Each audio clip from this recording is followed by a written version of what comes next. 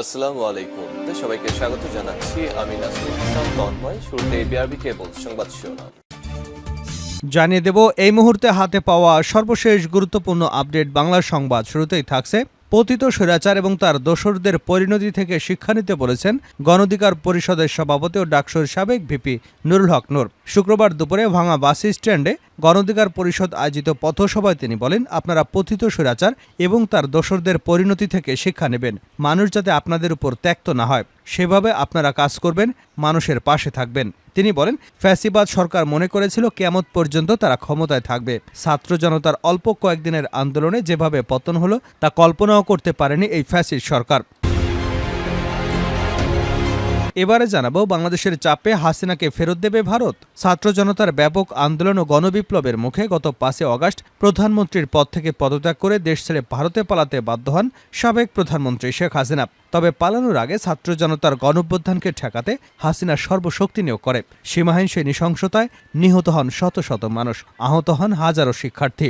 এমন অবস্থায় শেখ হাসিনাকে তার শাসনামলে হওয়া নৃশংসতার অভিযোগের মুখোমুখি হওয়ার জন্য তাকে বাংলাদেশে প্রত্যাবর্তনের জন্য ভারতের উপর চাপ বাড়ছে। প্রিয় দর্শক, এই চাপের মুখে নরেন্দ্র মোদী কি বাংলাদেশে ফেরত পাঠাবে শেখ হাসিনাকে, নাকি তিনি তার কাছে রেখে দেবেন? এ বিষয়ে থাকছে একটি তথ্যমূলক আলোচনা। সঙ্গে থাকুন। জানাবো শাহজাহান খান ৭ দিনের রিমান্ডে। ধানমন্ডি থানার মোতালিব হত্যা মামলায় সাবেক মন্ত্রী ও আওয়ামী লীগের সভাপতিমণ্ডলীর সদস্য শাহজাহান খানকে আদালতে ৭ দিনের রিমান্ডে পাঠিয়েছেন। শুক্রবার ঢাকা মেট্রোপলিটন ম্যাজিস্ট্রেট মাহবুব আহমেদের আদালত এ রিমান্ডের আদেশ দিয়েছেন। এদিকে ১০ ট্রাক ছাত্র জনতা নিয়ে ডম্বুর বাঁধ অভিমুখে লং মার্চ। ত্রিপুরার ডম্বু বাঁধ অভিমুখে লং মার্চ কর্মসূচি শুরু হয়েছে ইনকিলাব মঞ্চের পক্ষ থেকে। আজ শুক্রবার রাজধানীর শাহবাগ থেকে ১০টি ট্রাক যোগে এই লং মার্চ শুরু হয়। আন্তঃসীমান্ত নদীতে আন্তর্জাতিক আইন লঙ্ঘন করে বাঁধ নির্মাণের প্রতিবাদে এ কর্মসূচি ঘোষণা করে ইনকিলাব মঞ্চ। এবারে থাকছে বিতর্কিত দেওয়ানবাগীর আস্তানায় ভাঙচুর, অগ্নিসংযোগ। নারায়ণগঞ্জের বন্দর উপজেলার মদনপুর বাস স্ট্যান্ড সংলগ্ন বিতর্কিত দেওয়ানবাগী পীরের আস্তানায় ভাঙচুর এবং অগ্নিসংযোগের ঘটনা ঘটেছে। শুক্রবার ফজর নামাজের পরে ঘটনা ঘটে। খবর পেয়ে বন্দর ফায়ার সার্ভিসের কর্মীরা আগুন নেভাতে সক্ষম হন। এ নিয়ে এলাকায় থমথমে অবস্থা বিরাজ করছে। এ ঘটনায় ওই এলাকায় অতিরিক্ত পুলিশ মোতায়েন করা হয়েছে। এবং সর্বশেষ জানাবো আন্তর্জাতিক সংবাদ। সামরিক আইনে বিচার হতে পারে সাবেক প্রধানমন্ত্রী ইমরান খানের। পাকিস্তানের সাবেক প্রধানমন্ত্রী ইমরান খানের বিচার সামরিক আইনে হতে পারে বলে ইঙ্গিত দিয়েছে দেশটির সেনাবাহিনী। বৃহস্পতিবার সামরিক মুখপাত্র লেফটেন্যান্ট জেনারেল আহমেদ শরীফ চৌধুরীর বক্তব্যে এমনই ইঙ্গিত পাওয়া গেছে। এতক্ষণ শিরোনাম শুনছিলেন, এবার বিস্তারিত। প্রিয় দর্শক, আপনি যদি এই চ্যানেলে নতুন হয়ে থাকেন, ভিডিওটি দেখতে দেখতে চ্যানেলটি সাবস্ক্রাইব করে আমাদের সঙ্গে থাকুন। আর এই ভিডিও সম্পর্কে আপনি আপনার মূল্যবান মতামতটি কমেন্ট বক্সে জানিয়ে দিন। আর হ্যাঁ প্রিয় দর্শক, জানিয়ে দিন ভিডিওটি কোথা থেকে দেখছেন। পতিত স্বৈরাচারের পরিণতি থেকে শিক্ষা নিন ভিপি নূর। পতিত স্বৈরাচার এবং তার দোসরদের পরিণতি থেকে শিক্ষা নিতে বলেছেন গণ অধিকার পরিষদের সাবেক সভাপতি ডাকসুর ভিপি নুরুল হক নূর। শুক্রবার দুপুরে ভাঙা বাস স্ট্যান্ড গণ অধিকার পরিষদ আয়োজিত পথসভায় তিনি বলেন, আপনারা পতিত স্বৈরাচার এবং তার দোসরদের পরিণতি থেকে শিক্ষা নেবেন। মানুষ যাতে আপনাদের উপর ত্যক্ত না হয় সেভাবে আপনারা কাজ করবেন, মানুষের পাশে থাকবেন। নুরুল হক নূর বলেন, ফ্যাসিবাদ সরকার মনে করেছিল কিয়ামত পর্যন্ত তারা ক্ষমতায় থাকবে। ছাত্র জনতার অল্প কয়েকদিনের আন্দোলনে যেভাবে পতন হলো তা কল্পনাও করতে পারেনি। এসব কৃতিত্ব কোনো রাজনৈতিক দলের নয়, এই কৃতিত্ব ছাত্র জনতার। তারা রাস্তায় নেমে এসেছে বলেই শেখ হাসিনার পতন হয়েছে। তিনি বলেন, শেখ হাসিনা যাত্রাবাড়ি, উত্তরা ও মিরপুরে যেভাবে গুলি করেছে ১৯৭১ সালের পাকিস্তান হানাদার বাহিনীও সেভাবে গুলি করেনি। নূর আরও বলেন, এক ফ্যাসিবাদেরা বাস স্ট্যান্ড, টেম্পো স্ট্যান্ড, সবজি বাজার সহ সারা দেশে যেভাবে দখল করে রেখেছিল, তাদের বিদায়ের মধ্য দিয়ে নতুন ফ্যাসিবাদ জায়গা করতে চায়। তাদের জায়গা হবে না।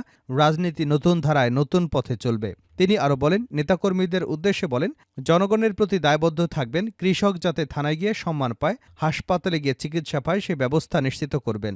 জনগণই সব ক্ষমতার উৎস। বাংলাদেশের চাপে হাসিনাকে ফেরত দেবে ভারত, যা বলছেন বিশ্লেষকরা। ছাত্র জনতার ব্যাপক আন্দোলন এবং গণবিপ্লবের মুখে গত ৫ অগাস্ট প্রধানমন্ত্রীর পদ থেকে পদত্যাগ করে দেশ ছেড়ে ভারতে পালাতে বাধ্য হন শেখ হাসিনা। তবে পালানোর আগে ছাত্র জনতার অভ্যুত্থানকে ঠেকাতে হাসিনা সর্বশক্তি প্রয়োগ করেন। সীমাহীন সেই নৃশংসতায় নিহত হন শত শত মানুষ, আহত হন হাজারো ছাত্র জনতা। এমন অবস্থায় শেখ হাসিনাকে তার শাসনামলে হওয়া নৃশংসতার অভিযোগের মুখোমুখি হওয়ার জন্য তাকে বাংলাদেশে প্রত্যাবর্তনের জন্য ভারতের উপর চাপ বাড়ছে। আর এতে করে বাংলাদেশের সঙ্গে ভারতের ঘনিষ্ঠ সম্পর্ক নেমে যাচ্ছে তলানিতে। শুক্রবার এক প্রতিবেদনে এ তথ্য জানিয়েছে হংকং ভিত্তিক সংবাদ মাধ্যম সাউথ চায়না মর্নিং পোস্ট। সংবাদ মাধ্যমটি বলছে, ছাত্র জনতার ব্যাপক আন্দোলনের মুখে শেখ হাসিনা গত 5 আগস্ট হেলিকপ্টারে করে ভারতে পালিয়ে যান। এর মাধ্যমে তার 15 বছরের শাসন আমলের অবসান ঘটে। হাসিনা 1.5 দশকের এই শাসন আমলকে ক্ষমতায় টিকে থাকার জন্য কারচুপি নির্বাচন, বিচার বহির্ভূত হত্যা, জোরপূর্বক গুমের মতো মানবাধিকার লঙ্ঘনের ব্যাপক অভিযোগে তারা চিহ্নিত হয়েছেন। বৃহস্পতিবার বাংলাদেশের অন্তর্বর্তী সরকারের প্রধান উপদেষ্টা ডক্টর মোহাম্মদ ইউনুস বলেছেন, বিচারের মুখোমুখি করার জন্য হাসিনাকে ফিরিয়ে আনার দাবি করছে দেশের জনগণ। ভারতীয় সংবাদ সংস্থা প্রেস দ্য ট্রাস্ট অব ইন্ডিয়াকে দেওয়া এক সাক্ষাৎকারে ডক্টর ইউনুস বলেছেন, তাকে ফিরিয়ে আনতে হবে, তা না হলে বাংলাদেশের মানুষ শান্তিতে থাকবে না। তিনি যে ধরনের নৃশংসতা করেছেন তাকে এখানে সবার সামনে বিচার করতে হবে। ডক্টর ইউনুস বলেন, শেখ হাসিনা ভারতে অবস্থান করায় কেউই স্বাচ্ছন্দ্য বোধ করে না, কারণ বিচার করার জন্য আমরা তাকে ফেরত আনতে চাই। তিনি ভারতে রয়েছেন এবং সেখানে থেকে মাঝে মাঝে কথা বলছেন, এটা সমস্যা তৈরি করছে। তিনি যদি চুপ থাকতেন তাহলে আমরা ভুলে যেতাম, মানুষ এটা ভুলে যেত যদি তিনি নিজের জগতে থাকতেন। কিন্তু তিনি ভারতে বসে কথা বলছেন এবং দিক নির্দেশনা দিচ্ছেন, কেউ এটা পছন্দ করছে না। এই মন্তব্যের মাধ্যমে ডক্টর ইউনুস স্পষ্টতই গত 13 আগস্ট শেখ হাসিনার বক্তব্যের কথাই উল্লেখ করেছেন। ওই সময় শেখ হাসিনা ন্যায় বিচারের দাবি করেছিলেন এবং বলেছিলেন, সাম্প্রতিক সন্ত্রাসী কর্মকাণ্ড, হত্যা, ভাঙচুরের সাথে জড়িতদের অবশ্যই তদন্ত এবং চিহ্নিত ও শাস্তি দিতে হবে। ডক্টর ইউনুস পিটিআইকে বলেন, এটা আমাদের বা ভারতের জন্য ভালো নয়, এটা নিয়ে অস্বস্তি রয়েছে। এছাড়া বাংলাদেশের বিরোধী দল এবং কর্মীরা এর আগে অভিযোগ করেছিলেন, গত জুলাই থেকে আগস্ট পর্যন্ত সরকার বিরোধী বিক্ষোভের সময় পুলিশ এবং হাসিনার ক্ষমতাসীন বাহিনী আওয়ামী লীগ দলের সশস্ত্র সমর্থকরা অনেক বিক্ষোভকারীকে গুলি করেছে। তাদের গুলিতে শত শত মানুষ নিহত, আহত এবং হাজারো মানুষ পঙ্গুত্ববরণ করেছে। হাসিনাকে বাংলাদেশিদের বিচলিত করে এমন রাজনৈতিক বক্তব্য না দিতেও আহ্বান জানান ডক্টর ইউনুস। তিনি বলেন, হাসিনা চুপ থাকলে আমরা ভুলে যেতাম, কিন্তু ভারতে বসে তিনি কথা বলছেন, দিক নির্দেশনা দিচ্ছেন, কেউ কেউ এটা পছন্দ করছে না। বিশ্লেষকরা বলছেন, অধ্যাপক ডক্টর ইউনুসের বিবৃতিটি বাংলাদেশের রাজনৈতিক পরিস্থিতির উপরে আলোকপাত করছে, কিন্তু তার দাবিতে রাজি হয়ে হাসিনাকে নয়াদিল্লি বাংলাদেশের হাতে তুলে দেবে এমন সম্ভাবনা খুবই কম। হরিয়ানার জিন্দাল গ্লোবাল ইউনিভার্সিটির আন্তর্জাতিক বিষয়ক অধ্যাপক শ্রীরাধা তত্ত্ব বলেন, ভারত হাসিনাকে বাংলাদেশের কাছে হস্তান্তর করবে এমন সম্ভাবনা খুবই কম। যা হয়েছে তা হলো, এখন বাংলাদেশের প্রতিটি কর্মকর্তা এবং স্টক হোল্ডার শেখ হাসিনা বিরোধী এবং ভারত বিরোধী অবস্থান নিতে চায়। অবশ্য গত শুক্রবার বাংলাদেশের অন্তর্বর্তী সরকারের পক্ষ থেকে হাসিনাকে ফেরত চাওয়া হলে তেমন ক্ষেত্রে প্রত্যাবর্তনের সম্ভাবনা সম্পর্কে দিল্লিকে জিজ্ঞাসা করা হয়েছিল। তবে ভারতের পররাষ্ট্র মন্ত্রণালয়ের মুখপাত্র রণধীর জয়সওয়াল সে সময় বলেন, হাসিনাকে প্রত্যাবর্তনের বিষয়টি এখনও অনুমান নির্ভর প্রশ্ন। সে সময় তিনি আরও বলেন, আমরা আগেই বলেছি, বাংলাদেশের সাবেক প্রধানমন্ত্রী নিরাপত্তার কারণে খুব অল্প সময়ের নোটিশে ভারতে এসেছিলেন। এ বিষয়ে আমাদের আর কিছু বলার নেই। এছাড়া গত মাসে সংসদীয় অধিবেশন চলাকালীন ভারতের রাজনৈতিক দলগুলো দ্ব্যর্থহীনভাবে হাসিনা নিরাপত্তার পক্ষে অবস্থান নিয়েছিল এবং ভারতে তার আশ্রয় দেওয়ার সিদ্ধান্তকেও সমর্থন করেছিল। আওয়ামী লীগ নেতা শাহজাহান 7 দিনের রিমান্ডে। ধানমন্ডি থানার মুতালিব হত্যা মামলায় সাবেক মন্ত্রী ও আওয়ামী লীগের সভাপতিমণ্ডলীর সদস্য শাহজাহান খানকে আদালতে 7 দিনের রিমান্ডে পাঠিয়েছে আদালত। শুক্রবার ঢাকার মেট্রোপলিটন ম্যাজিস্ট্রেট মাহবুব আহমেদ এ রিমান্ডের আদেশ দিয়েছেন। এদিন শাহজাহান খানকে আদালতে হাজির করে পুলিশ। এরপর মামলার তদন্তকারী কর্মকর্তা ধানমন্ডি থানার উপপরিদর্শক মোহাম্মদ খোকন মিয়া মামলার সুষ্ঠু তদন্তের জন্য তাকে 10 দিনের রিমান্ড আবেদন করেন। শুনানি শেষে আদালত তার 7 দিনের রিমান্ড মঞ্জুর করেন। এর আগে ডিবির যুগ্ম কমিশনার রবিউল হোসেন ভূঁইয়া জানান, বৃহস্পতিবার মধ্যরাতে তাকে রাজধানীর ধানমন্ডি থেকে গ্রেপ্তার করে ঢাকা মহানগর গোয়েন্দা পুলিশ। 10 ট্রাক ছাত্র জনতা নিয়ে ডম্বুর বাঁধ অভিমুখে লং মার্চ। ত্রিপুরার ডম্বুর বাঁধ অভিমুখে লং মার্চ কর্মসূচি শুরু করেছে ইনকিলাব মঞ্চ। শুক্রবার রাজধানীর শাহবাগ থেকে 10টি ট্রাক যোগে শুরু হয় এই লং মার্চ। আন্তঃসীমান্ত নদীতে আন্তর্জাতিক আইন লঙ্ঘন করে বাঁধ নির্মাণের প্রতিবাদে এ কর্মসূচি ঘোষণা করে ইনকিলাব মঞ্চ। লং মার্চে যোগ দিতে সকাল থেকেই শাহবাগে বহু শিক্ষার্থী ও নানা শ্রেণী পেশার মানুষ জড়ো হন। পরে সংক্ষিপ্ত সমাবেশ করে ট্রাক যোগে লং মার্চ শুরু করে ইনকিলাব মঞ্চ।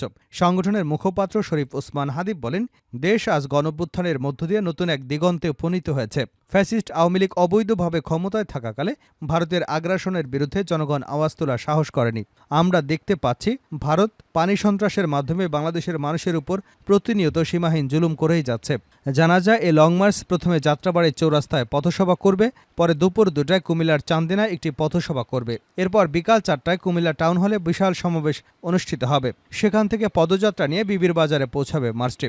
এদিকে ভারতের পানি সন্ত্রাসের প্রতিবাদে ইনকিলাব মঞ্চ 5 দফা দাবি জানিয়েছে, যার মধ্যে রয়েছে অতি দ্রুত তিস্তা মহাপরিকল্পনা বাস্তবায়নের উদ্যোগ নেওয়া, জাতিসংঘ পানি প্রবাহ কনভেনশন 1997-এর অস্তিত্বের অনুস্বাক্ষর করা। এই কনভেনশন অনুযায়ী ভাটির দেশ হিসেবে বাংলাদেশ ক্ষতিগ্রস্ত হওয়ায় উজানে দেশের কাছে ক্ষতিপূরণ দাবি করা, আন্তঃসীমান্ত নদীর তুলনা তালিকা প্রণয়নের উদ্যোগ নেওয়া, 54টি আন্তঃসীমান্ত নদীর অববাহিকা ভিত্তিক পানি বণ্টনে সব পন্থাকে অন্তর্ভুক্ত করা এবং ভারতের সব অবৈধ বাঁধ উচ্ছেদের দাবিতে আন্তর্জাতিক ফোরামকে অন্তর্ভুক্ত করা।